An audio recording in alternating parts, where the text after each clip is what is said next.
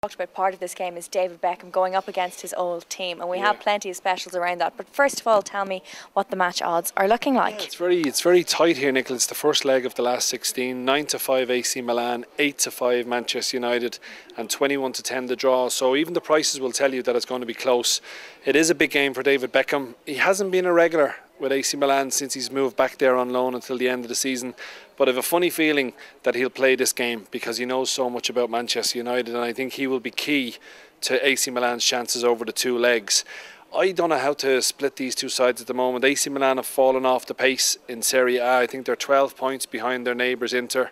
Manchester United are doing well in the Premier League without excelling themselves. They're a point behind Chelsea. I think a draw here might be the value at 21-10. The most important thing if you're an AC Milan fan is you keep a clean sheet. You don't want to give Manchester United an away goal. So I think this one will be very cagey. The Italians will be quite happy, I feel, even with a 0-0. Going to Old Trafford means all they've got to do is score one, and then United have to score two. So for me, I'm going to sit on the fence and go to draw 21-10. Okay, so Leon reckons a low-scoring game. And if there was some goals, who do you fancy to score? Well, we do have a couple of specials, as you rightly said. David Beckham to score from a free kick is 16-1. If you fancy Beckham to score at any time in the 90 minutes, it's at 4-1. But looking at the first goal scorer odds, no surprise, best player in the world at the moment in my eyes, close beside Messi, is Wayne Rooney, playing absolutely out of his skin. If he got injured, Manchester United and England would have big problems. But he's 11-2, as is the young Brazilian Pato.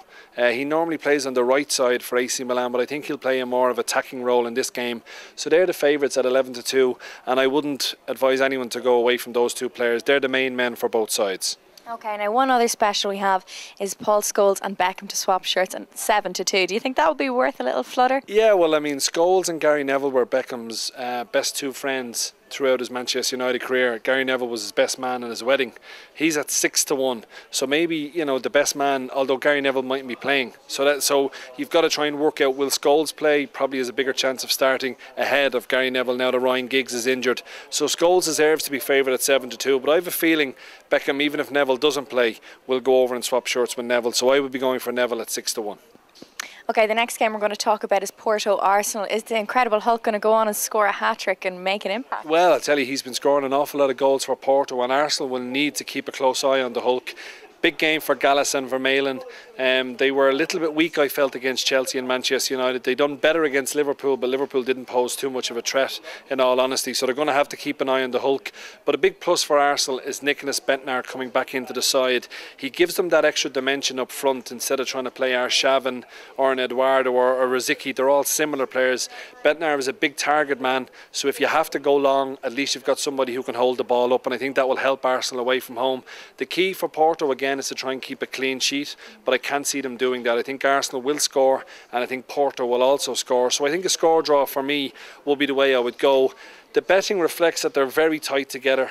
The draw is 11-5, and I think that's where I'd be placing my bet on this game. Very hard to split these two teams. Porto have a good home record, but I can just see the Gunners nicking an away goal, which should put them in pole position for the second leg at the Emirates Stadium in a couple of weeks' time. Okay, you say there's going to be goals. Do you think it's going to be a high-scoring game, or can you see it being like a 1-1 kind of? I mean, in fairness, you know, looking at the two English sides in European action this week, in the Champions League, I think there'll be more goals in the Porto Arsenal game than there will be in the Milan Manchester United game. So maybe have a look at maybe over 2.5 goals in the Porto Arsenal game. That might be the shout, because these two sides like to attack, whereas AC Milan will try and keep it very tight against United. So yeah, I definitely think there will be goals, but as I said, 1-1 would be my selection, or maybe 2-2 if an early goal is scored in this tie.